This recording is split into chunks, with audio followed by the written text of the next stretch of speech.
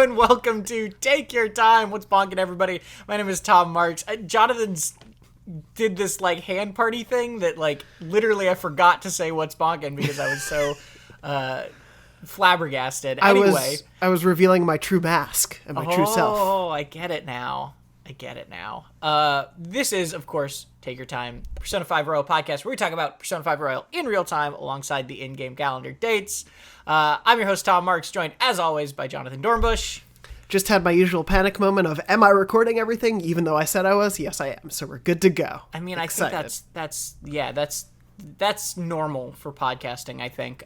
We've got a good week of stuff to talk about, a good split of plot, heavy coolness, exposition reveals, free time stuff, hanging out with buds, cool new abilities. It's lots of cool stuff. And I'm excited to talk about this week, which is the dates of January 10th to January 16th. And yeah, it's going to be a good one. But before we jump right in, we do have some stuff to talk about. Jonathan, did you have a Persona pseudonym from last week that I'm misremembering that I didn't get that you were holding, or are you still holding on to that? I think I was deciding to just hold on to it. Okay. See if and when you might get it. But yeah. Great. Yeah. Well, I do have a pop quiz. Because yes. This is the first week that we go back to school. Last week I asked if you go off of the beaten trail and while you're trying to, make all of your friends realize that they're in a dream world or whatever, you can go to Central Street, which you have no other reason to ever do during this period, and you can find someone there outside of the Big Bang Burger. And I asked, who can you find? And I didn't see any YouTube comments that got this one. Ooh. And Jonathan, I don't think you went and explored. I didn't. No, I didn't. I just did exactly what I was told to do. Do you have a guess? I mean, I have a couple, and I guess it's sort of based on... I think it would have been funny if it was Lavenza, because of the idea that Caroline and Justine loved going with you to Big Bang Burger so much that they just had to be there. But I don't think it is. No, at this point, she's not even, you don't even know she exists yet. Exactly, yeah. So I was thinking it'd be very funny if it was just Okumura and he's just this happy-go-lucky businessman who's always outside his shop now, and he's like, we own hundreds of these, but I love this one for some reason, not to do with it's the fact that it's the only one you can see in the game. So I am gonna guess, for no other reason than just because it'd be really random, Kaneshiro. Well, first of all, that's actually, I think you also see a Big Bang Burger in Hawaii. You're right. Well, the only one you can visit regularly. And secondly, the answer is Okumura. Yes. Yeah. He's just hanging out. So Okumura and Takakura, who's the guy who took over for him as president when he died, are just outside Big Bang Burger, and Okumura is such a wonderful business leader in this universe that he's inspecting his local branch and just making sure everything is top notch and great and making sure his employees are happy because he's a good boss now. Oh my god. I should write for this universe of Persona. If they ever decide to do an offshoot, because apparently I made my fan fiction real there. Wow. Yeah. Genuinely had no idea. I have not visited that street. That's very funny. Yeah, it's Okumura. That's great. And it's also very funny because it's, alongside him also being with Haru somewhere else. So it's okay. That's our pop quiz for this week. We do have a couple comments I wanted to read out. The first one literally made me go, ha! In my chair when I read it, which is from Siddharth on YouTube, who says, on the topic of the opening, which we talked about last week, Sumire's introduction in the opening is her dancing in a crosswalk with an umbrella, foreshadowing what happened with her and her sister, which is one of those things where I was like, oh my god, I've seen that so many times and I never even thought about it. Yep. Yeah, the fact that that's there. And again, we were talking about obviously how hype the openings are. They are things that really get you into the spirit and excitement of everything. And then for it to be oh, they're foreshadowing that awful moment so well that you don't notice it at all, obviously, before jumping into the game. And yeah, I would not have even... I probably would need to watch it 100 more times before I saw that. So that's cool. I didn't process that at all. Yeah. We also have a comment, 2 comments really, from some dude named Barrett Courtney. Never heard of him. friend of the show, Barrett Courtney, who says, in regards to doing the confidants, like waking up the confidants and which ones you pick, he says you can do any day in any order. I only know this because I like doing it in the order in which you become friends with each member, which I think is close but not quite true, because I think there are days on the map where some of them are not available. Fight. Yeah, we have beef now. Me and Barrett have beef now. No, Tom was before the show you were like, I'm not sure, and I've only gone through it once, so I can't say. I do remember that you do get a lot of flexibility. Yes, yeah, there's totally a lot of I think the first day is definitely you have to kind of go for whoever it asks. Well, the first day is on always. Yeah. Yes. Yeah. But yeah, I saw some other ones on the map, but kind of just went with whatever I was sort of led to go to. I seem to remember the Futaba one being there one day, and then I didn't do it, and then it wasn't there the next. So I felt like there was like a rotating couple choices. But maybe I'm wrong, and maybe Barrett's right, and maybe we're not friends anymore. I don't know. We'll see. It's how that works. A single fact can ruin that friendship. Barrett also said on the debate about wake up, get out there, or the other intro saying wake up, get out there is much better get hype song. I agree Royal only works when you know the cast, and the original intro is just a better intro on its own. Well, the Royal intro definitely is more interesting color palette wise. I think the more distinct art and visual style of the original intro is much more striking and leaves more of an impression on me. Barrett, which I think is totally great and fair.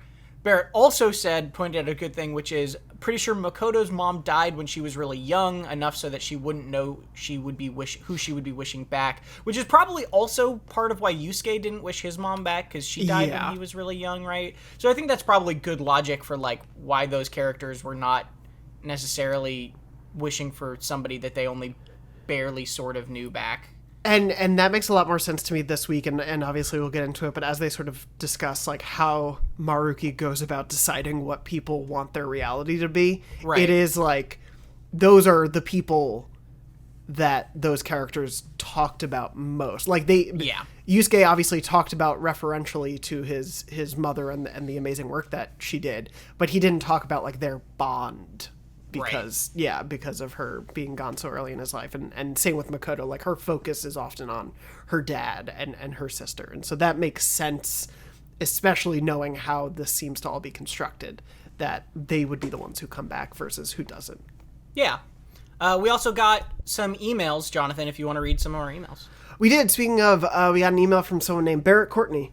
Who said Aaron just subtly hinting that he wanted to be on this episode. There is an episode coming up he has asked to be on, but we'll get there. Wanted to write this week to let y'all know I started my new game plus. He has been telling me this off on the side, so I do want to shout out how impressive this is as Tom leaves on the video version. To let y'all know I started my new game plus and max rank of every confidant run of Persona 5 Royal just 3 weeks ago, and as of this week I've caught up to where y'all are at for the show. A lot of late nights during our winter break. Yeah, that's wild, because Barrett went through Persona 5 Royal again like earlier last year, so yeah. Anyway, mainly want to write in this week because it's the Apology Tour with the Phantom Thieves performing as the headliner. If you hung out with your friends this week, we saw some Third Awakenings, and so I want to know which are your favorite personas for the other Phantom Thieves, your favorite Awakening moments, and which evolutions of their personas do you think are the coolest. Oh man. Also, PSA for everyone, maybe don't do free time stuff late at night with the new free time track. So Happy World playing in the background. Was playing at 12:30 in the morning last night and definitely passed out for about 30 minutes in the middle of hanging out with Yusuke. Incredible. Love y'all, and I hope you get into the importance and influence of the hit TV show House MD had on Persona 5 Royal. And we will. That'll be the next several weeks, of course. But no, just on the note of the Persona Awakenings, I do have notes on like each of the ones that happened this week that I went to.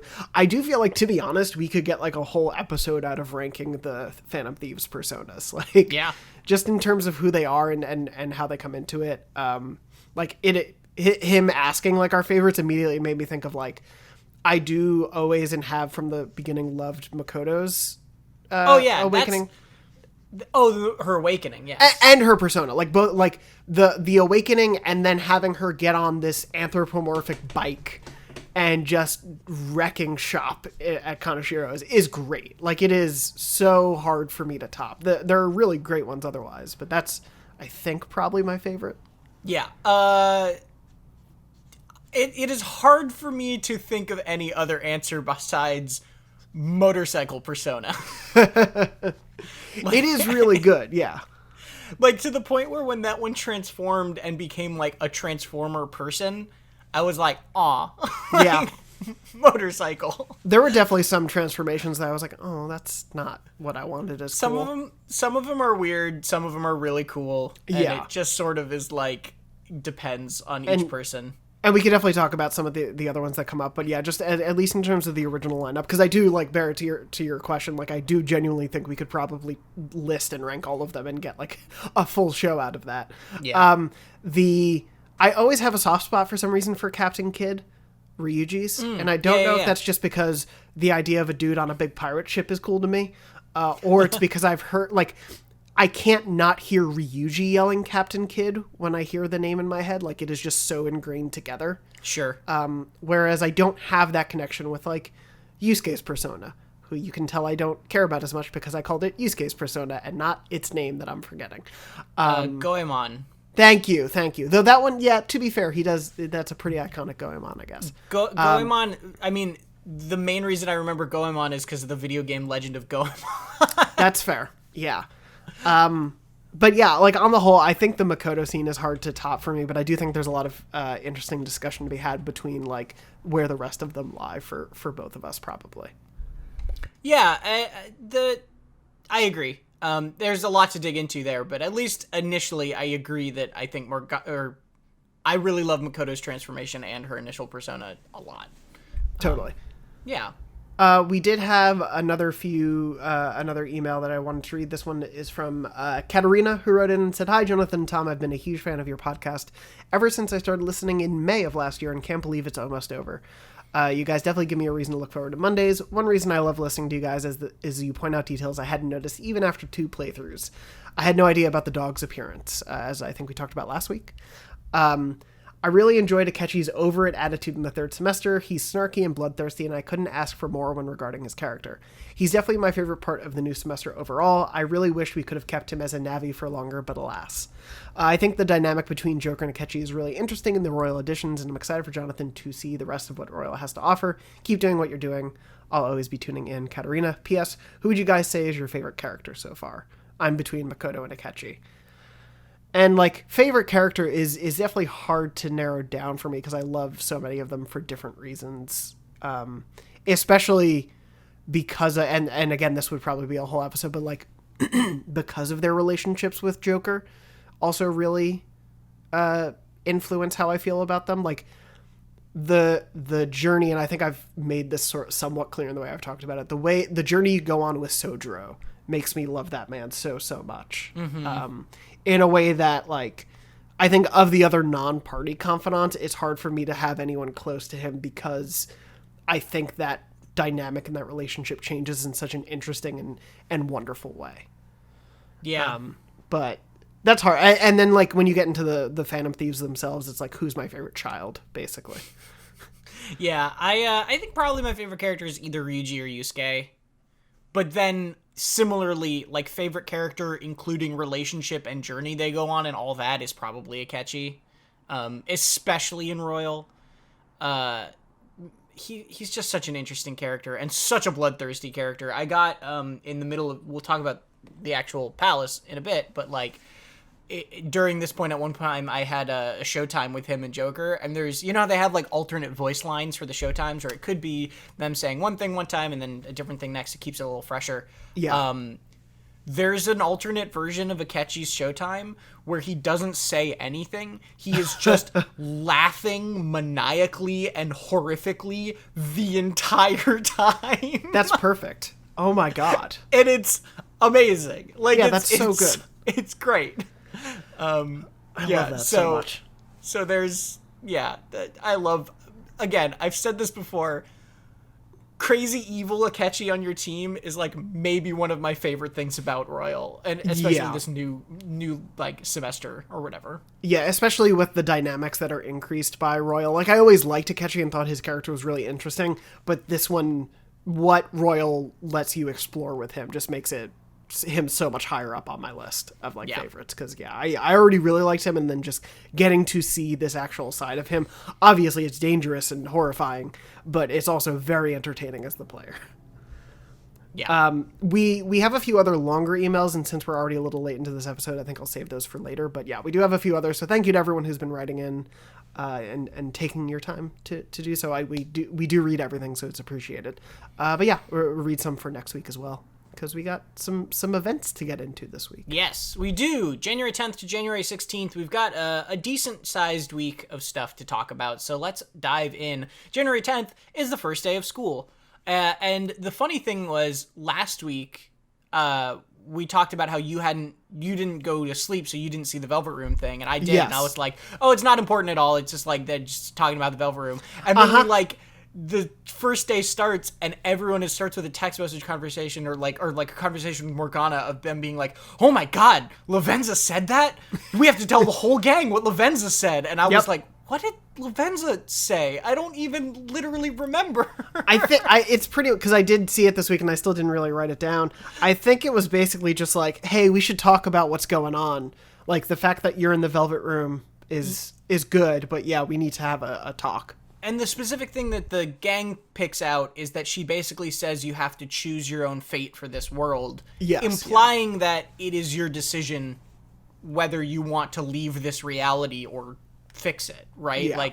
Like it's not just like the game. I mean, literally, you don't really have much of a choice.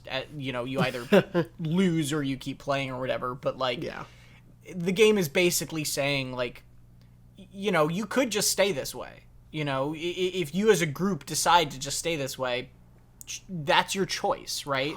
And so it's putting the impetus on the Phantom Thieves to decide for sure whether or not they want to do this. Yeah, it's an interesting thing about, this is somewhat of a tangent, but like, it's an interesting thing about like the reality of video games is like, it's the illusion of choice at the end of the day, because it's the choice the developers have set out. But what doesn't make it feel cheap in any way is because it feels like the choice that the Phantom Thieves are making is true to the characters that we've spent 100+ hours with. So it's like, even if we're not actually making that choice, they are, like, their characters are making that choice. And so as long as it feels like it makes sense for them to be making that choice, it makes sense that they would make a big deal about this, that they need to make that choice. Yeah. So the first day of school also starts with Sumire apologizing to you. Basically just saying, I can't believe I did that to you guys. I'm sorry for the way I acted. Which is nice, given that she sort of tried to kill you or whatever. But I mean, was she even her? It's a great question. Yeah. One we will not have answered right now. The gang meets up after school to talk about this very important thing Lavenza said. And basically they decide that,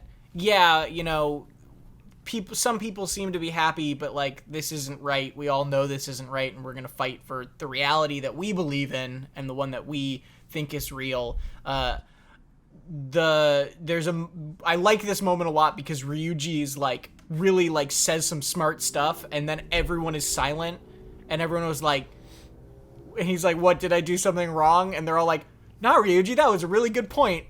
And then they just move on and they don't roast him. And it's like, yay! I think it's like Makoto who's like, I'm just surprised that you said such a good thing. Yeah. Anyway. he's just a very good boy. And then they're like, cool. Yeah. And they don't make fun of Ryuji. It's very cute. Excuse me, is this the one where they are... Okay, so this is just them meeting at the cafe, correct? Yes. This is when they're at LeBlanc just talking about this stuff after school. I'm just making sure I had the locations right. Because, I think I really liked here that sort of is a theme that we've been talking about, is the differentiation between Maruki and all of the other palaces that they've invaded. And it's that strange thing of, like, there's clearly, I think, as someone who doesn't know what's going to happen and what revelations are left, like, there's very clearly something to Maruki's past that he hasn't really revealed, and there is this underlying, like, level of I guess, evilness, just to make it more black and white. Like, there is a darkness there that is causing some of this, but, like, sure. From their perspective, what he's doing and the desire that they're going to try to steal and stop is him making everyone happy. And that's a weird thing to have to reconcile, because it's like, we're stopping someone from making everyone happy, but he's making people happy by essentially stealing their reality and not letting them actually live the lives that they are living.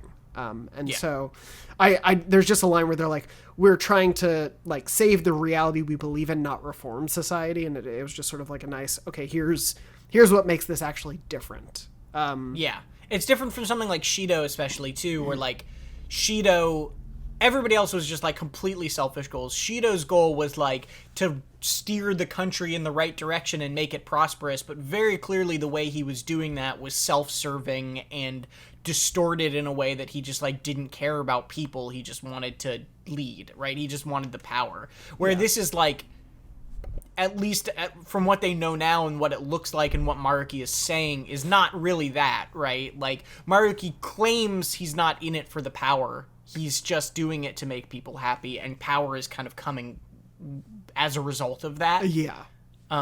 So it's good to point out that distinction, and it's good that they kind of, like, talk it through, right? Yeah, and we get even a little more of that tomorrow.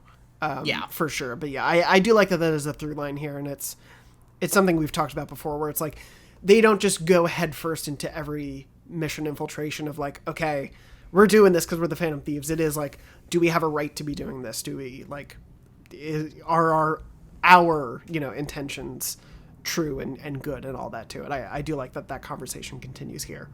Yeah. I also really enjoy this part because they say that or Joker gets a call from Lavenza, and Lavenza's like, hey, I have some stuff to tell you. I'll meet you at your school tomorrow. And, like, everyone is like, oh, like, how is Lavenza calling you? And I really like this part because in the base game, Lavenza is just, like, this character they meet in the Velvet Room and then never talk about again. Yeah. And now in this reality, everyone knows who Lavenza is. We're just good pals. Yeah. It is a very funny moment. I was really proud of myself because in my notes I was like, I guess she must be on an old plan with limited minutes. Oof, that's rough for her. Ha ha ha ha. And I was really proud of myself for that joke, so I had to tell it here. But yeah, she calls for a brief minute and then is like, my powers to do this phone call are being limited. I can't do it for very long. It's just a very great version of the, like, oh no, my reception's getting can't hear, talk later. Yeah. But yeah, we'll talk to Lavenza more in the next day. Yes, and then the final kind of point from this conversation that I thought was important was they decide whether they want to actually let Akechi join them, right? They decide yes, but the thing that I think is important is the two people that are, like, speak up and are like, yeah, we should just let him join us, is Futaba and Haru. Yeah. Which are the two people that have been, like, most harmed by him, probably, right? Because he literally killed one of their relatives. Yeah. And so, like, for them to speak up and be like, yeah, we should let him join us first, feels, like, much more important than, like, Ryuji or An being like, yeah, he can come and hang out with us, right? Like, it's good that they're the people that did that. Yeah, it feels very intentional here, and it's a funny conversation overall because everyone's like, yeah, he still sort of sucks. Like, he's very clearly off the deep end and is a murderous rampage man. But yeah, we're aligned for the moment, so I guess that's better than nothing. Yeah, basically. And that's the end of that day until the evening when Morgana wakes you up, right? Yeah. You're in bed, Morgana is making grumbly noises, and you're like, what's up? And then Morgana sits up and basically apologizes to you for just settling into Maruki's new reality and being okay with it and not questioning it while you were out trying to fight to fix everything. And this will become a trend of this week, depending on what you chose to do. But the key kind of thing here is that we get another trophy. Big new royal never mind. No, another big new royal introduction, which is third personas, or their third awakening. Mm-hmm. Where so the way this stuff works because we're going to get into it more this week, but this only happens, and obviously it's on rails for Morgana, but it only happens with a person if you've maxed them to 10 pre the original end of the game. Oh, so okay. If they're rank 10 by the time you're getting into this, you get this opportunity to get rank 3 or third awakening personas with everybody. And it is always kind of a fusion between their first two personas, right? So they fuse together. They look kind of more like their first one, which in some cases I am really happy about because I liked the look of their first one more than their second one. Yeah. And then you additionally get their trait, like their passive thing, upgrades. And they get a new ability that they can only get from this that is like... Morgana's is pretty good, but some of the others you get later in this week are like... wildly powerful. Oh yeah, I was shocked when I was accepting some of those. I'm like, oh yeah, I'll throw anything out to have that. Sure. Yeah. So we'll get into those a little more as we go. But Morgana Persona turns into Diego, and is basically like Zorro, but with like huge muscles and a big hairy chest, and it's a very fun version of his persona. I like him. Yeah. And the ability that Morgana gets is basically Miracle Punch All is like kind of the easiest way to put it, right? It's like a medium physical damage to all enemies with a high chance of crit, which is pretty good. Yeah. It's not like the most powerful thing in the world, especially compared to some of the other stuff, but it's a strong move for sure. Yeah, it's a decent one, and like full disclosure, at this point in the game, I don't really have Morgana in my party much just because he's normally a little weaker. Sure. And I have so many healing items that I tended to not need him, but yeah, like if he's in your party, it's a good one to have, certainly. Yeah. And that's the end of our first day, January 10th. Let's get on to there's kind of two more big story days. So the next day, January 11th, there's a question in class that you have to help on with, and I think that's just about like the names of some like group of gods, I think it is. Yeah, it's like the group of gods. Yeah, and why they're grouped together, or like why they're known. Yeah, it's talking about gods, basically. Huh, I wonder why we would talk about that. Exactly. Then, after class, you follow a butterfly, a mysterious butterfly. And if you're like me, you rush after the butterfly and also talk to everybody in the hall along the way as you go. I did talk to the newspaper reporter girl. Definitely did check in with her. And then... Yo, go ahead. I was just going to say, it's really funny at this point. She's like, do you still care about the Phantom Thieves? And you could be like, nah, they're trash. I don't care. Or you could be like, no, yeah, they're heroes. I love them. They're the best. And she's like, huh, all right.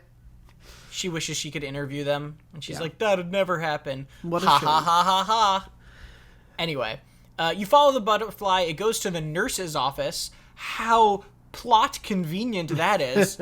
And the butterfly, of course, turns into Lavenza, who explains that it's very difficult for her to be in this reality controlled by Maruki, so go get your friends and she's going to take a nap. And she takes a nap. I love that the she's gang like, shows up. I gotta conk out for a few minutes. I'll be back online soon. The gang shows up, including Futaba, Yusuke, and Akechi, all in Shujin, like, PE clothes. We snuck like, them in. Yeah, to sneak into the school. And Lavenza proceeds to explain a bunch of exposition stuff. Oh, yes. Some of which makes no sense.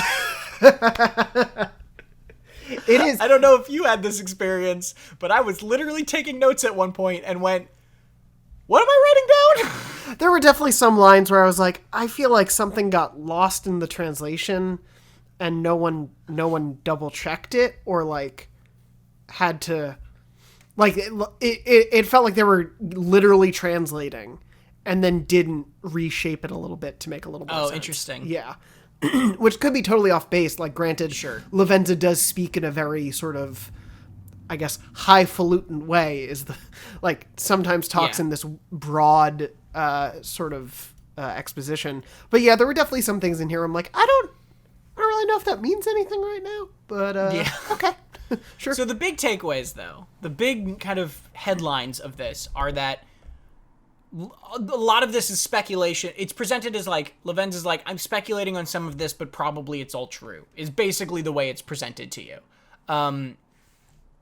the first big point is that Maruki changed reality by altering mementos, which is in line with what you talked to Maruki about, where, like, one of your kind of his breakthrough moments in your confidant lines was you talking about, like, well, what if everybody's subconscious is connected, right? Which is what mementos is. And he was like, oh, if everybody's subconscious is connected, then theoretically you could change that connection, that place of connection, and it would change everybody's reality all at once. And so Lavenza is saying, hey, yeah, he's probably doing that. Yeah. There's a lot of, as you said, oh, I'm assuming, but this is probably right. So let's just take it as fact for now. Yeah. For now, it's just being like, this is what's going on. The next thing is everybody is like, well, then wait, how is just like a normal dude doing this, right? How does he possibly have the power to do all of this? And Lavenza says he's probably a persona user, which is this huge kind of revelation of a thing, because supposedly if you're a persona user, you shouldn't be able to have a palace also. Yeah. So how does Maruki have a persona and a palace is something that's not answered, right? Yeah, Lavenza is basically like, I don't really know the timeline of how it worked out, but it did work out this way. Yeah. And Akechi kind of points out that, like, you know, a persona that lets you do sort of like weird extra things isn't insane, because both Joker and him have a persona that can do weird extra abilities, right? Yeah. And Lavenza names his ability, was it actualization? Yes, yeah. So he can literally actualize something into existence, right? And yeah, if he's able to do that for one, well, using mementos, he can do that for everyone. So yeah. Exactly. And then finally we get to the most convoluted part of this, which is, wait, how did this all happen? Why did he get all this power, right? And Lavenza says, well, the people were in Mementos were putting their will into the god of control, who you killed, and then there was a gap, and Maruki filled it. And so the world was looking for someone to solve their problems, and so Maruki kind of just assumed that role and was given the power of a god. To which Akechi says, but wait, everybody liked the Phantom Thieves. Why would Maruki, who nobody knows, be the one that fills that role? Yeah. And this is where I went, what's going on? Because their reasoning is like, well, the power went to the Phantom Thieves, but then the Phantom Thieves all subconsciously had counseling from Maruki, and so they subconsciously really wanted him to fix their problems, so they made him have all of their power instead. Yeah. And I went, that's sure convenient. I feel like what would have helped alleviate this, because obviously we're talking about ridiculous things anyway, so it's not like, of course, yeah. Like jumps in logic I think are totally within bounds. I think had there been, because they flashed back briefly to some of the counseling scenes, I think had there been one scene in between when they defeated the god and when things changed, where all of them together were like, man, we did this, and they were all just saying like, oh yeah, but like Futaba goes like, I wish my mom could be here to see all this, or like Haru could be like, I wish things, like if they all had a conversation like that together in that time frame, I think it would make this moment seem so much more plausible. Or the idea, because you could say like, oh, he had that connection from months earlier, they were all kind of doing this group wish without realizing it, and that caused this power transfer. Like that would make it just sound to me in terms of the logic of what's going on here. But yeah, right now it's kind of like, okay, so like they beat the god and then we're happy, and then Maruki somewhere was like, but I can make them happier, and did this. I think you're dead on, right? Like, it's not like this is an insane concept in this universe that is completely unbelievable or anything. It's just like a little bit sort of haphazardly thrown together in how it's explained what went down. Yeah, like I literally think one more scene and then maybe a cutaway to Maruki like noticing something would have made all of this make way more sense to me. But I, very much like you, was like, okay, but I still don't feel like that explains it. Yeah. The thing I do like about this scene, though, and this kind of explanation, is that I like that it connects all of the counseling sessions they had to what's going on. Yeah. Because that's like a really cool thing that you're like, oh, all of these times that you saw Yusuke go and talk to Maruki, and Futaba talked to Maruki at LeBlanc, right? Like, all of these little moments, like, actually were hinting at, like, what they were inevitably going to, like, quote-unquote, wish for subconsciously or whatever. I do love that. Yeah, I totally agree with you. I think it's the same thing of, like, the pancakes moment or whatever, or things like that, where it's like, oh, these scenes that I thought were just nice and sweet, and seeing them get, you know, mental health help in a way that seemed productive led to this. I don't think it negates the idea that, like, what the treatment was doing for them, like therapy was bad, like suddenly bad for them. Obviously we're dealing with someone who usually I would say most therapists don't have the power Maruki has, I think.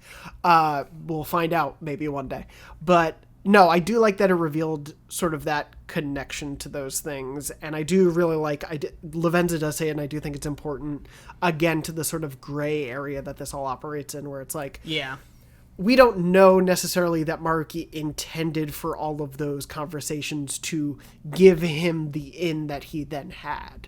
Like, there is a realm where he was just being helpful and being a good therapist, and it also happened to benefit this other drive of his in the end. And I do think that, again, further cements the idea that there is a lot of complexity going on here to things. That's also similar to the Sumire thing, right? Where they're saying, like, he used his actualization on her, but, like, potentially even just subconsciously. Like, he probably didn't even know he was doing it at that point. Yeah. Because, like, this didn't necessarily start as, like, a malicious thing, right? Yeah. This didn't necessarily... It sort of just grew through him and through other experiences or whatever, and, like, talking with people. You know, I'm definitely going to read every micro movement of your face, but until there's a scene 2 weeks from now where he's like, this was my evil plan all along, and goes crazy and is evil and dastardly. But no, I think I think the intention of there being some complexity to this is there and true, and makes it a lot more interesting as a fight for the Phantom Thieves to take on. Yeah, it's definitely complex. The last sort of main point of this is that is kind of setting up the stakes, right? Which is the reason that they could see the palace kind of in reality is because when you split Mementos in the real world, they still are sort of in that transitionary process, right? And so the lines are blurred between the two, which is allowing him to do sort of some of this stuff. And he is trying to basically completely fuse the two again so that his reality, in the way he's changing it through Mementos, just becomes permanent. And by Lavenza's calculations, they have about a month until those two realities are permanently merged. And then everyone who's stuck in this reality will never be able to remember their life before it, and it would be disastrous, right? So that's the stakes, is now they not only have to talk to Maruki by the 2nd or the 3rd of February, whatever it was, they also, like, have basically until then to stop the worlds from permanently merging, and this is the only opportunity they have to undo this. Yeah. So there's the stakes. Yeah, I think that's basically the Lavenza conversation. The only other thing there is just the continued sort of like, why is the Medinev back and the palace's name being blocked? Right. Yes. I can only assume the name of it is Persona 6 Palace, and it's secretly setting. But no, that was just the only other thing that stood out to me, not knowing what's to come. But yeah. That's a good call too. And there are those questions, right? Like, everything is coming back but kind of different but not really, and they're like, there's a lot of questions still in that regard. So they decide to go to the palace the next day, right? They say, we gotta figure this out.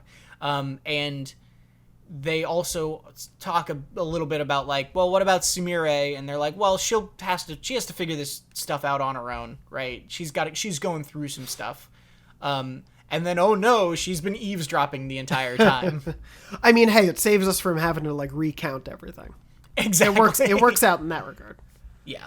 And then later that night, you're back at LeBlanc, and hey, Sumire comes over. And Sumire talks to you and basically says she's incredibly, like, mentally, internally conflicted. She feels fine physically, but she's just going through a lot of stuff and, like, processing it, basically. But kind of the big takeaway from this moment is that she says she's done running, right? Yeah. She's still very conflicted internally, but she's sort of not denying who she is anymore and not denying her situation. And she's starting to accept it and not want to run away from it anymore, in the way that pretending to be Kasumi was doing. Yeah, and it sort of ends with like her saying she doesn't know what to do, and us being like, well, that's your choice. Like, we're not going to make that choice for you. You have to take that step, which I appreciate. But yeah, and there's a lot of that. That's a big theme in this whole kind of DLC, right? Yeah. I mean, yeah, it goes back to obviously everyone choosing whether or not they want to be in this reality, despite the seeming upsides of being here. So yeah, I'm glad that continued through. I did want to say this is very silly and very small and not at all related to Sumire, but when she shows up, you're cleaning up with Sojiro, and just again to go back to how much I love the relationship with Sojiro, he's like, oh, don't worry about it. You got stop cleaning up. You guys can talk as you need to, and also leave stuff. I'll clean up later, and just go back 8 months from now, go back 8 months ago, and the idea that Sojiro will be like, oh yeah, don't worry, I'll clean up for you, is just totally different from where we're at. And so I it's a very small moment, but it's just so oh, here's the growth and here's the evolution of everyone. Yeah, definitely. That's a good thing to point out for sure. But anyway. Then we go to January 12th. Yes. January 12th, you all meet up at the hideout just to say, yeah, let's do it. Yeah. And we got to secure a route to the treasure, and let's go. And you go. And I was like, oh no, I have to do an 8-hour palace, and it's Saturday afternoon. What did I do to myself? It's not super short, but no, but it's also not the full thing, as I thankfully learned. But yeah. Yeah. This is so funny, right? Because we do know the mission starts actually after this, but this is the 4th time you've gone into this palace. There's the original time, and then you go in again. The original time when you go to help Kasumi way back when. Yeah.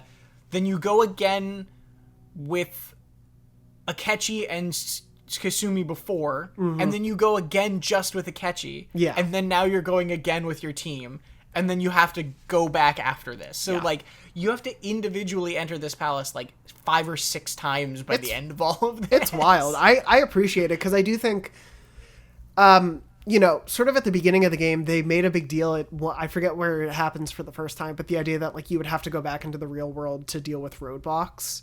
Yeah. And that doesn't really happen that often. Or it only comes up twice. Yeah, it's not really a thing. So I did like the idea, as much as it is oh, we're going back in. I do really love the idea of the need to keep revisiting the palace and slowly getting more of it. I do think that it would have been a lot if every palace was like that, but I do like that it happens occasionally, and especially here with this one at the end. Yeah, it also just is more satisfying to... if you were only in this palace, they added a brand new palace to the game and you were only in it a single time, it would just be kind of oh, okay, it's over. Yeah, it would just feel okay, that was basically, I guess, a level of the game. Whereas this, this gives it a gravity and a importance that I appreciate. Yeah, it does. But before you go into the palace, hey, look, it's Sumire. Jonathan, guess what finally happened? She finally gets her name. That's right. Yusuke is finally a confidant. Oh my god. No, Sumire finally actually joins the team. Yeah. And she gets her code name, which is Violet. And there you go. You actually have her on your team. You've got a full party now. Finally. After all those false starts where it was hey, it's time. No, it's not. Oh, no. We finally got there. I was very happy about it, even though she's kind of been in our party for the last couple weeks, but whatever. Yeah. So you start to go through the palace. You've got to kind of... Sorry. Yes? Just before that, when they name her, again, just a point of how wonderful Akechi is, they name her Violet, and they're talking about that's what Sumire would mean in English, and they're Violet, not violent, just remember that, and all this stuff. And Akechi is oh my god, what are you all doing? Stop this. Let's just go kill the man. It's so great that he's I am dealing with these childish fools. It's so good. I love it. Akechi just roasting the team in the middle of that is very, very good. I just want to go murder. Stop this. Other thing that happens is that you can go to the Velvet Room before you go in. And that's actually, like, you can just do Velvet Room stuff now, which is great. Oh, yeah. And also, I don't know if you went in, but it's very funny. Yeah. Because you're in your Phantom Thieves outfit, and the door is open, and it's like, congratulations, you are freed from this prison, and you're not confined anymore. Oh, no, never mind. It's an invisible wall. Yeah. It's still an invisible wall. You can't go out. Like, I get it, because you don't walk around there any of the other times, but also, like, we did walk around there at the end of the game, so why couldn't I just walk around? Yeah, I think it's silly, but that's okay. I did 30 minutes of persona management because I hadn't done that in a while. I did that later. I did it like midway through because I had captured a few persona and then wanted to buff them because there was a alarm going off and all that. Gotcha. Yeah. So you go in. The first thing that becomes clear is that Sumire is still like a little bit unsure, right? She like lets her guard down for a moment and her entire outfit drops.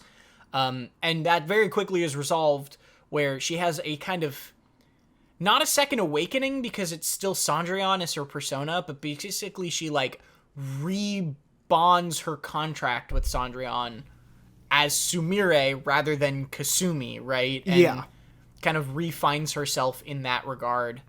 Same persona, same abilities, same outfit, all of that. It's just now she's for sure confident with who she is and her spirit of rebellion and all that. It's nice to me to a certain extent that like the truth of who she was always there, and the fact that this persona and her outfit don't change means that who all that wasn't like there was Sumire always there. She just was kind of holding it back with her belief that she was Kasumi. So yeah, having this like reforged bond cements that who Sumire was always a little bit of this, but now she's at the forefront of things. And yeah, and then we go. And you know what that means also?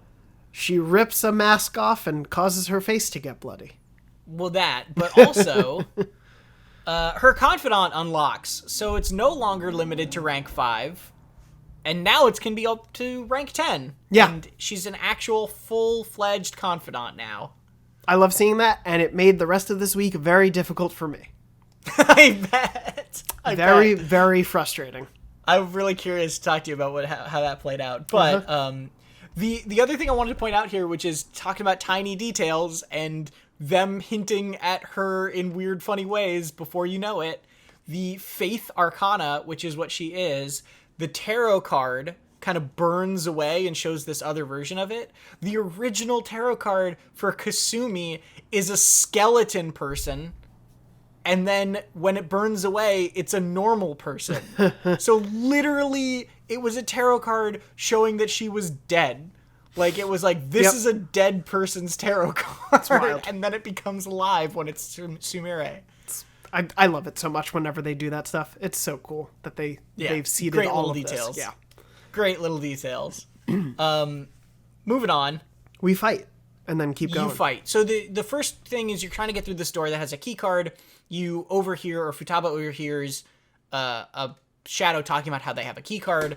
You have to fight your way through this, like, the auditorium where you fought Kasumi before. Now you gotta, like, jump on the rafters, and it's just some pretty standard palace stuff. Cool area, for sure. And then you get to that persona, or that shadow, and immediately it teleports down to where you were, and you just swing down there and fight it anyway. Yeah. You get the key card, and then there's this second area that is, like, a large storage room, basically, full of boxes and stuff, and you similarly just sort of make your way through there. I've remembered this area as being really annoying. The thing that sticks out to me about this palace so far with these two rooms specifically is that they're very vertical in a way that palaces frequently aren't, I feel like. Yeah, they're vertical, and I would say, like, because I think that was made apparent to me, and then the other big thing was just that, like, it's relatively linear to get through, but you can get to a point where you see, like, a treasure chest in a background, and you can't get to it for a little while.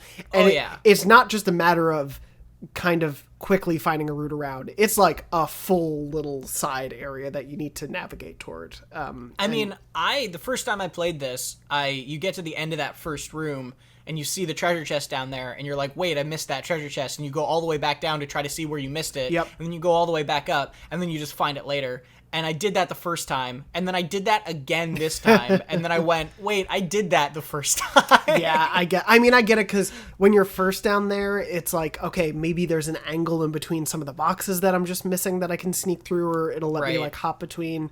And then even later, you're up at a point where it looks like you should be able to jump down, but you can't jump down to there.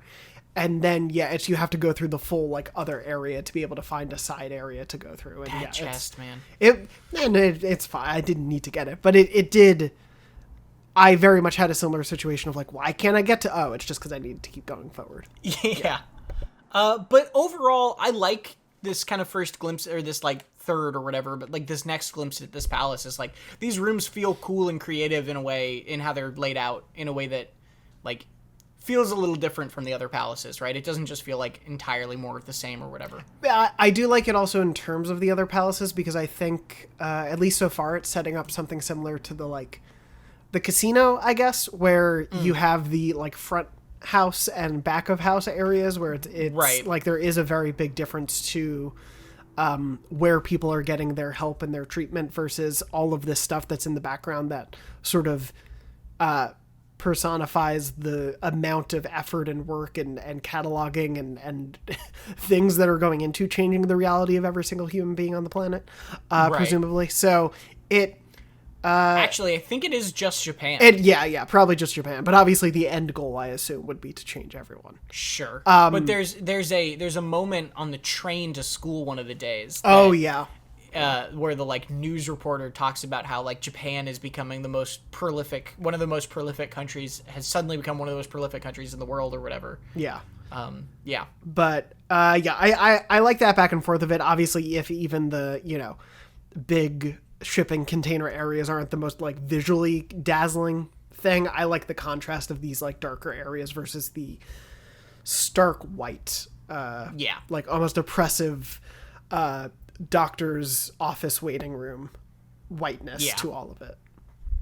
And then the final kind of area you get to is just this monitoring / data collection room, right? You fight just a couple of shadows, but they're pretty, like, it's kind of a fun, beefy fight. And then you are looking at kind of the screens with all these cameras, and these huge data cables are blocking your path. And essentially what you determine is these data cables are feeding down into mementos, like you thought he's using mementos, or feeding back from mementos, you're not sure, or whatever, right? And in order to make any progress, you're going to have to make the cables go away, and you're going to need to investigate mementos. So that's where this palace infiltration stops, is you say, okay, well, we're done for now. We'll have to go to mementos next in order to make progress. Which means we can still fight the Grim Reaper, if you haven't already.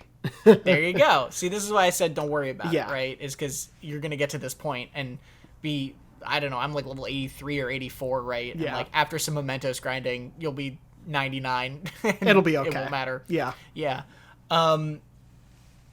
So that's the end of this day, basically. Yeah. So you decide to go to mementos. And then January 13th, mission starts. One of the main things is you get a text from Mishima early on that says, hey, speaking of mementos, not everyone in this reality is perfectly happy with all of their wishes being fulfilled, and we are still getting requests for mementos. And then over the next few days, some of those start rolling in. Yeah. So there's like still reason to go to mementos, and still people who need help from the Phantom Thieves, even though supposedly everything is peachy keen. And some of them are dark. Like, they get pretty brutal. I do want to also say, though, when you're talking to Mishima for this first time, you can still, even after all of this time, after, if your confidant rank was maxed like mine, he causes all of society to rally around you to defeat a god, he can still be lied to and be like, what are you talking about? What? Yeah. What is this? Well, I'll keep you updated about the fan site. Huh? What do you mean? Who? What?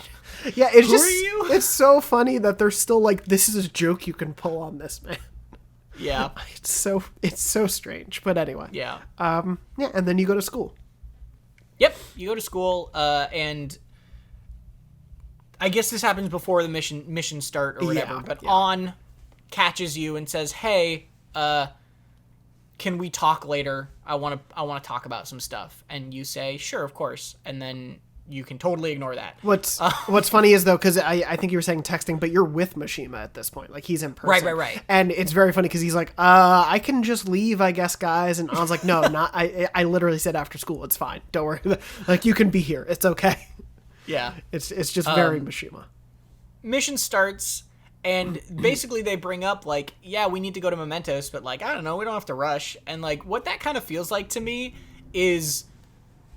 It feels almost like that section of the palace was supposed to be the first kind of first free time palace day, and then they didn't want to make you, like, they didn't want to have you go into the palace and then have to leave and then spend a day on Mementos and then have to leave and then go back to the palace and then have to leave. Like, you know what I mean? Like, yeah. They wanted to just, like, get you to the point where you knew you needed to go to Mementos right for the free time. Yeah. And then they're like, okay, now you can go and do that whenever you want. It spreads it out a bit better, yeah. For sure, I think. Yeah. But yeah, it would have been probably a bit of a slog if you ended up doing all of that back to back to back. Right, so, right. Yeah. Or it would have been weird if you, like, you know, we talked about the idea of, like, it kicking you out of the palace and making you come back or whatever, but... It would have been hard to guess that you need to go to Mementos during one of those things. And that's, like, a lot more days than you might be accounting for. Totally. And so if you're, like, waiting till the very end of the deadline and then suddenly, you know, like, they had to do the thing. I think there was one of those where they were like, okay, be sure you do this, like, 3 days in advance of the deadline for no particular reason. And it's because there was, like, one of those blocks in the middle there. Exactly, yeah. But yeah, we now have free time. It is... the latest palace free time, which is kind of crazy. We have palace free time, and we're in a big chunk of this. So, what did you do on the first day, on January 13th? So this is the decision, right? They say, "Hey, An really wants to see you. Also, Sumire's texting you. What's going on?" It was so bad. It was so hard for me. I sat there for like 20 minutes because I'll explain my thought process.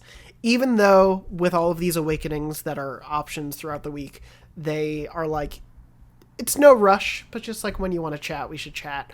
I figured, knowing similarly to Morgana that you get a brand new power and it's like obviously a big deal, I wanted to get these out of the way sooner than later because I figured it would be helpful going into Mementos and going back into the palace. So as much as I wanted to hang out with Sumire and continue that rank sort of thing, I figure we're just going to have like a week where we're hanging out every day.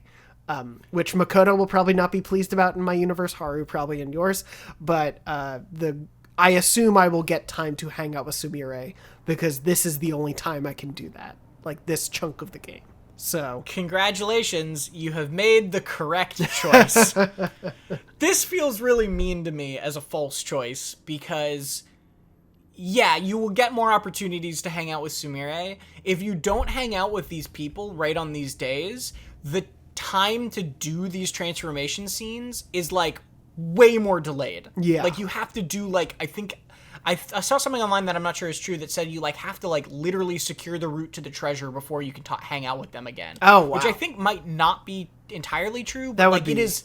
It's like you can't just get them one after the other like this necessarily in the way that it offers them to you at the beginning of this free time. Yeah. So I think strategically speaking, obviously you can do whatever you want. If you wanted to hang out with Sumire, that's great. Hang out with Sumire. Yeah. It's all your own choice. But like strategically speaking, I think it is more beneficial to do these transformations first. My thought process was basically like, yes, she texted to hang out, but like the game is presenting these conversations as a very important thing in a cutscene. Right.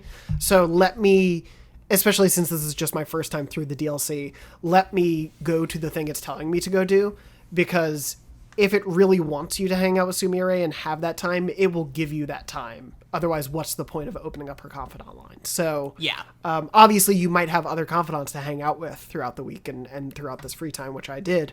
But yeah, to me, it made the most sense to go hang out with these people. So it sounds like you did that as well for this playthrough. Yes, and I did all each day. Yeah. I guess if anyone out there listening didn't do that and hasn't experienced these scenes, I guess to some extent there will be spoilers for how these scenes play out, because this is the thing we both did. But yeah, it feels like the game pushes you to go do this, so hopefully most people out there did. Thankfully, though, if you saw the Morgana scene, you can assume how a lot of these scenes go. Yes, that is also true. There's not a ton to dig into meat-wise for them. So the first day, we both went and hung out with On. And we go to her place. Yeah, so this is the cute thing about these scenes. I think we can talk about them kind of broadly, right? Yeah. Because they all follow a similar pattern of you go to that confidant's room at their house, which is a new thing that we've never seen, right? Except for Futaba. Yeah. We go to their room. They, similar to Morgana, feel bad about accepting this reality and abandoning you. You as Joker say, nah, it's cool. And they go, how could you ever say that? And you go, it's cool. And they go, oh, okay. And, like, obviously, I'm being reductive, but there is some fun little flavor and conversation, some nice little touching moments here and there in these conversations. They don't feel as, like, cut and paste dry as, like, the Velvet Room prison conversation scenes did to me. Yes, yeah. These feel a little bit more interesting. Like, you have the funny one with Ryuji where he's like, I'm just going to do squats until you tell me to stop, and that'll be my penance. Exactly, yeah. It's, like, really cute. Like, the one with On, just to focus on this day, is, like, it's pretty boilerplate, like it is her, reflecting on her and Shiho and things like that, and just sort of, since she is one of the first confidants and first people in the party, like, the long journey you've been on together, and reflects on that, which is sweet. As you said, it feels, more personal than the prison scenes did. Yeah. And there's some nice moments where it will, like, look back and talk about the confidant line with that person, right? You reflect on this confidant line with, like, On talking about her modeling and Shiho and Ryuji talking about, getting beaten up by the track guys. And there's a little bit of reflection here that, like, the game doesn't normally do, I think. Or it doesn't spend much time doing. So, yeah, the first one is with On. And you level up On, and she turns into, I wrote down the names. Celestine, yes. And we get the first of the crazy OP abilities. Did you write down the abilities? I didn't write down the names, but I wrote down what they do, yeah. Cool, that's good, just because I mostly focused on the appearance of the personas. So we... Oh, yeah. The wild, like, braided ponytails in the behind her in a heart. Yeah, she's super got cool, the crazy cool braids, but is also like very clearly like dominatrix inspired because she is like stepping on a small dude. Like there's someone stuck in one of the braids that she has like trapped or like held in a hand, and then she's like stepping on a dude with her giant heel, and it's like, oh yeah, she is like super powerful. Yeah. I really, generally, just speaking, like the designs of all of the third transformations a lot. Yeah. Like, I really, really do. So hers is really cool, and her ability that she gets is just bonkers good, which is, it's basically concentrate all. Yes. Right? Yeah. It gives your entire party, you use it, and your entire party's next magical attack, each person will do 2.5 times damage, right? Which is nuts. It's just so good. It's just incredibly good. I hope no one out there accidentally skipped that power or was like, I don't need this right now. Like, it's such an incredible gift, basically. Yeah. So then what did you do the evening of the 13th? I went to go play darts to get my baton rank with Sumire up. Nice. What did you do? I hung out with Lavenza. Oh, so you can. Similar to how these transformations only happen if you get the party member to 10 before this break. If you do all the twin hangouts before this break, you get one final hangout with Lavenza at the end of it. That's cool. Where she comes to your room and hangs out, and it's very sweet and funny. That's cool. There's a very cute moment where she sits down on your bed, and it's so comfy that she falls asleep, and then she starts talking in her sleep, and she's like having a nightmare about the god of control like splitting her in half again, and she has to fight it, and it's like really kind of sad. The through line that Lavenza is so tired is really interesting to me. Yeah. Like she's been through a lot, granted, but like, does she not she not get rest? Who knows? Anyway, but yeah. Hang out with Lavenza, and that gets you the skill card for Enduring Soul, which is a thing that if you get knocked out while that persona is equipped, you'll, like, survive at 1 or whatever. Nice. Which is just a great one to be able to, like, if you have an extra slot on some of your high-power personas, just, like, throwing an Enduring Soul on there is just, like, really nice insurance, basically. Yeah, totally. So it's a nice one to have. Nice. Anyway, January 14, Ryuji wants to talk later.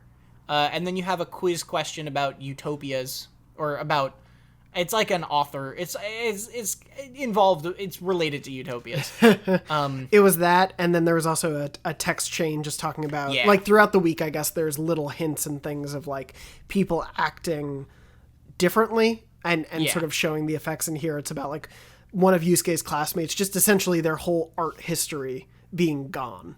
And this is a significant text chain, I think. Yeah, and very much so that, like, they're now a great archer, I think it is. Like, they got really into archery, and so it's like, obviously they were, I think Yusuke talks about they felt like they were blocked a little bit, and everyone being like, okay, like, that's reasonable that maybe they wanted help with their block, but rather than just help them be a better artist, they were like, oh, well, they also wanted to be an archer, and so Maruki just sort of made a choice what their dream was going to be.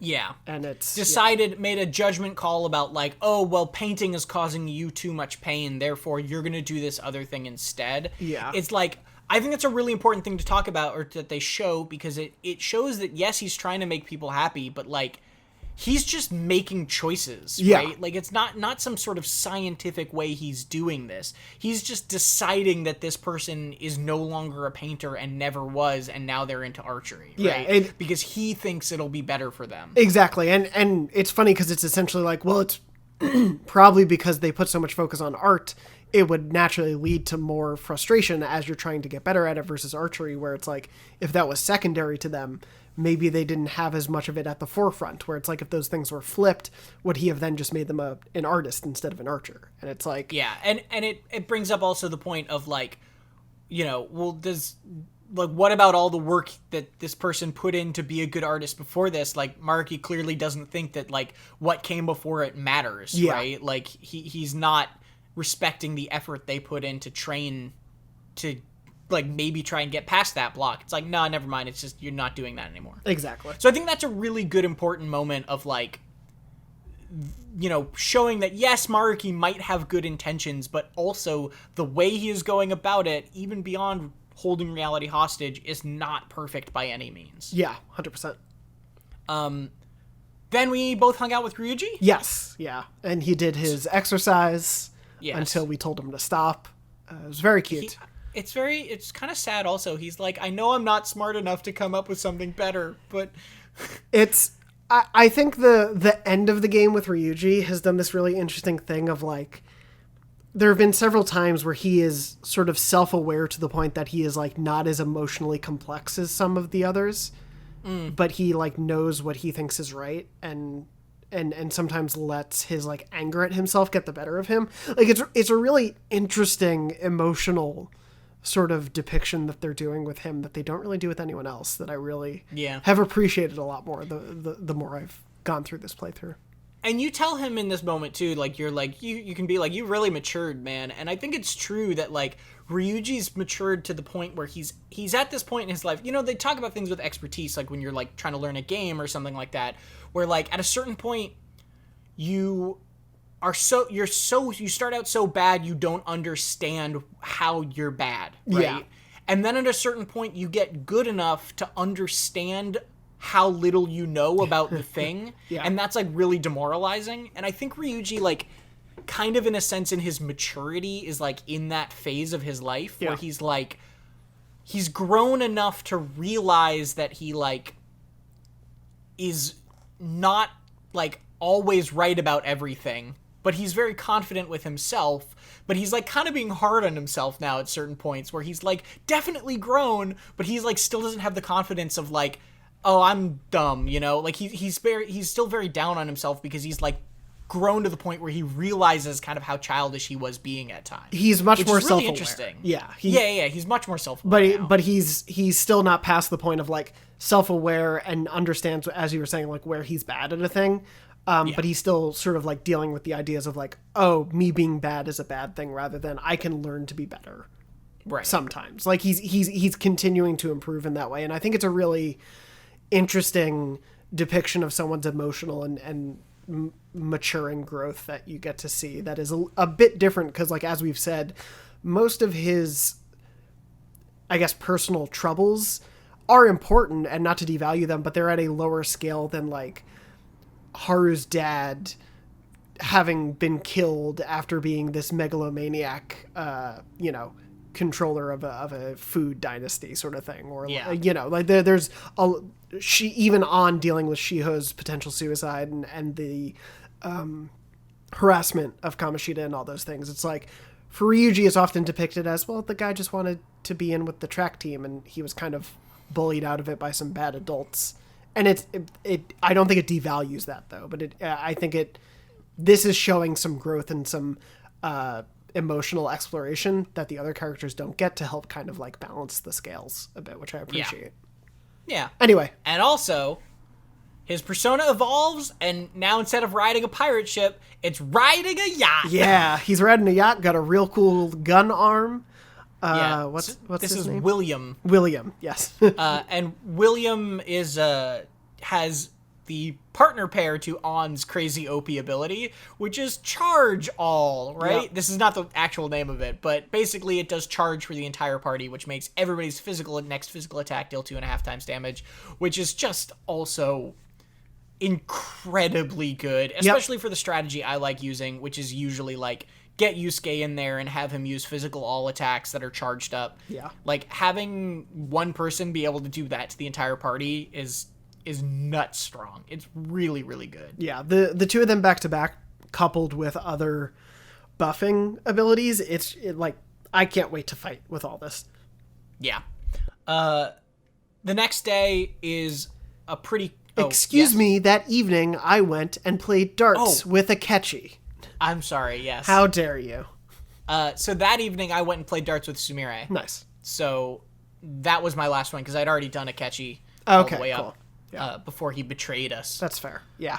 Yeah. Then and the so 15th. I did darts that day, and then we're on to the 15th, which is Futaba. It's Sunday, right? So there's the shopping channel, and then Futaba wants to talk, and you can spend time with her at her room, and that kind of goes over some of her old habits, right, and things that she talked about, or like how she's grown as well. Puts the mask back on. Yeah. Yeah, she's got the big doll head mask.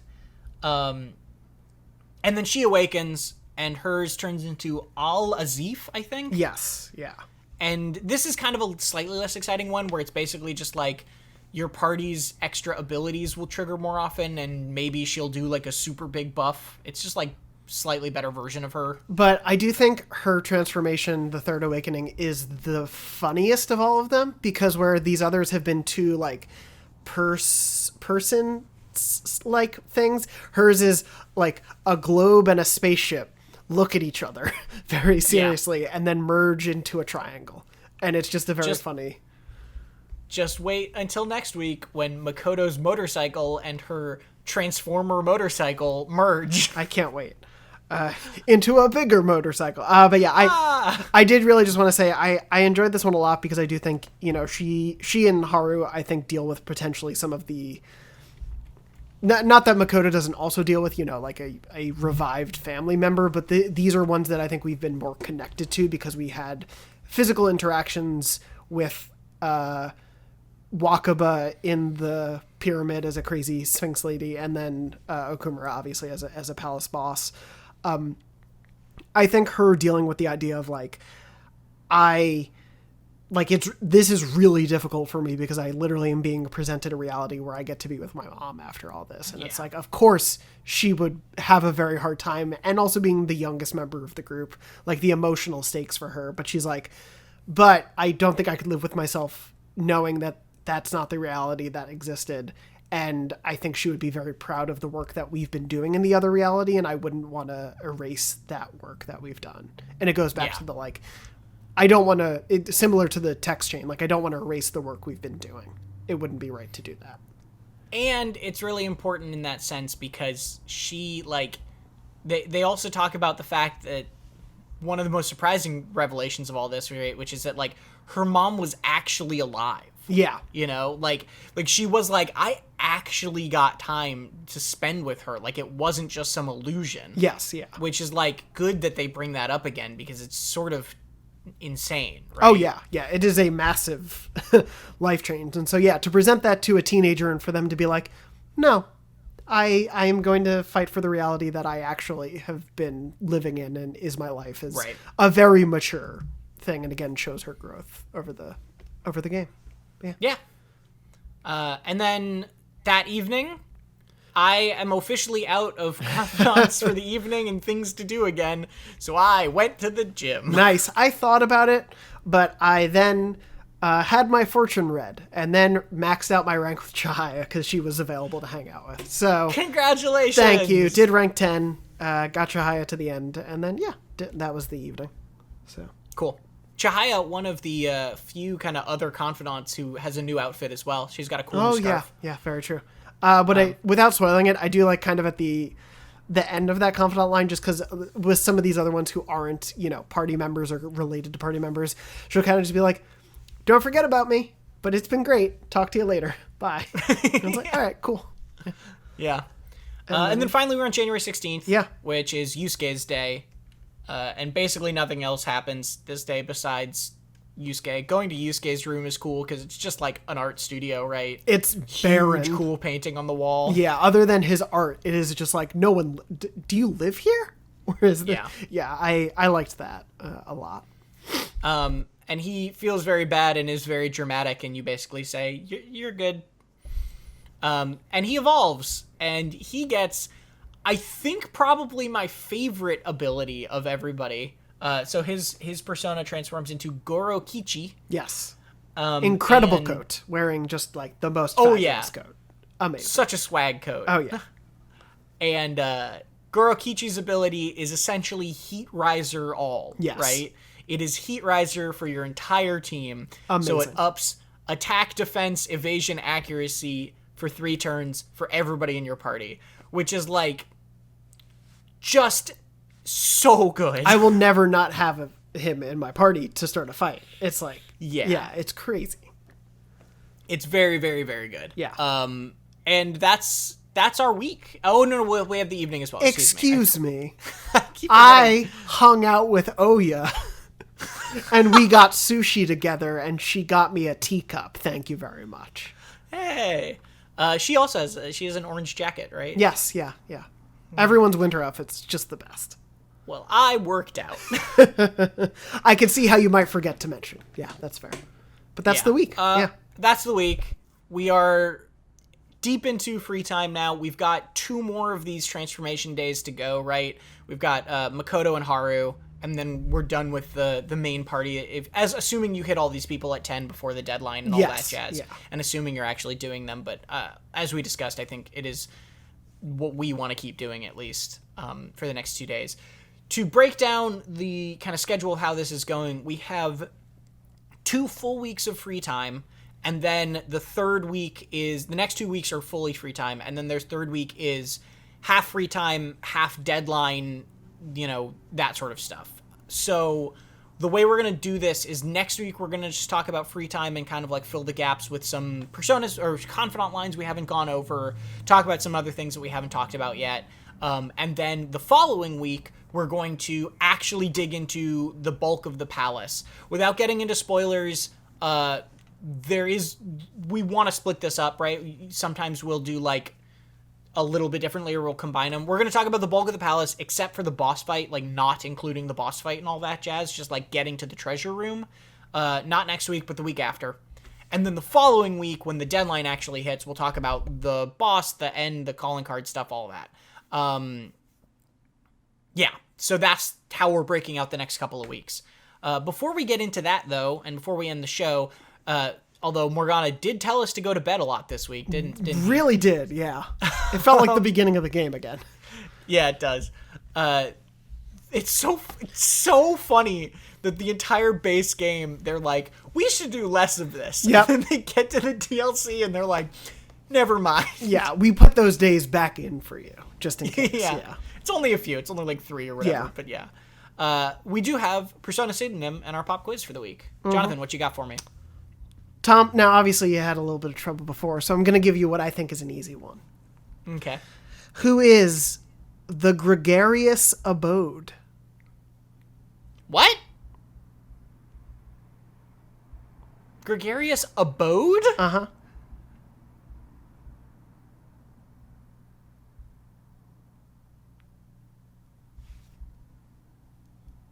Tom? Oh, no. I know what you're doing. I know, it's Greg House. Gregory House. Yeah. You son of a bitch. For some reason, I was Googling House while I was playing Persona. That's not a joke. I actually was. And I noticed his name and was like, oh, I could turn that into a silly Persona name. Gregarious Abode. I was thinking like Final Fantasy VII's Demon House. Yep, that's what I was hoping it would evoke that. Yeah. Oh, man, I'm mad at you. Anyway, though, I actually don't have a Persona pseudonym this week. I got so interested in a background thing that I have a pop quiz question. But I'm going to let you go first just in case it is also your pop quiz question. It probably won't be. Okay. Well then. I have backups. Okay. So this is obviously assuming you've gone through the Confidant awakenings that we went through this week. Okay. When you're hanging out with Ryuji, he's got a pretty killer game library in the background. And though most of them are kind of facing, it's the side, so you can't really see them too much, and often his like photos is popped up in front of them, you can usually see in like a basket the box art for one game. What is the name of that game? Ooh, and I guess bonus points, what's the parody game console that it's on? This is a great detail. Are we leaving this for the fans? Oh yeah. Let's leave it for people. Okay. Yeah. Because I do remember I remember what the boxes look like. Right? Yeah. And I kind of understand the reference there. For sure. Yeah. But yeah, it was yeah, that's a great detail. I just got really hooked on it while I was watching the scene. I'm like, oh, they went through I love fake games in games when they do that, so I just wanted to see. It's like fake movie posters in a movie. I always obsess over that stuff. So yeah, that's my question for this week. What about you? Well, I'm going to give you a Persona pseudonym. Gasp. Excuse me while I Google really quick. Is the answer Cuddy? Oh, God. Go ahead. No. Okay. I have this one, actually. Oh, God, right? I think this is the one I prepared for. I hope it's the one that I was gonna do, because that would be very funny. Because I did have one in mind. Is it Dancer of Death? Oh no, it's not. I don't think. No. What Persona is Dancer of Death? Oh no, the tides have been fun. turned. We're flipping this. Oh. What is this alternate reality? Oh, we should have done that from the start. Okay, let's re-record the last few episodes. Pretend we didn't realize this. I know who it is, but I can't remember their name. What do they look like? Well, is it the one? Okay, well, it could be a couple then, I guess. It's not. Is it the one with that's weird and yellow? It's not that one. No. Is it the one? It's more humanoid, right? Yeah. More humanoid. Did they have a red scarf? I don't remember. No. Okay, then not that. Then I'm confusing them with other ones in this palace, so I don't know. That one is Macabre. Oh, of course. It's the one that looks like kind of a mime with a scythe. Yes, yeah. That was my third guess for who it was. So yes, yeah. Yeah, there you go. Well, that was fun. You stumped What a me. weird little strange reality that was. We did it. It's very fun. Okay. Well, it is actually time for us to go to bed now. It's been fun. We'll be back once again to talk about some free time stuff next week, talk about this alternate reality that we get to explore together. You can leave your questions or your answers for Jonathan's pop quiz send them to us at dornology@gmail.com. You can leave them at youtube.com/dornology in the comments section. You can tweet at us. I'm at Tom R. Marks. He's at JM Dornbush. If you like the show, please give it a good thumbs up or rating, whatever you'd like to do. We really appreciate it and helps us out. And yeah, that's all we've got for you today. And we'll see you next week.